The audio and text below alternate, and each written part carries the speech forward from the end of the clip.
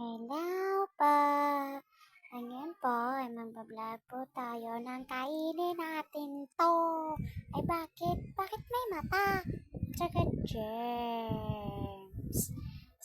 Saging at beberon, dede at tsaka Coca-Cola. Ito ang germs. Gummy germs. Snake. Sarap naman. Ay, muntik na. Wait lang, may kumakatok. Low budget pa tayo, kaya ganito po tayo. Ito yung snake. Sarap naman. Sarap. Next naman, itong mata. Eyes. Sarap.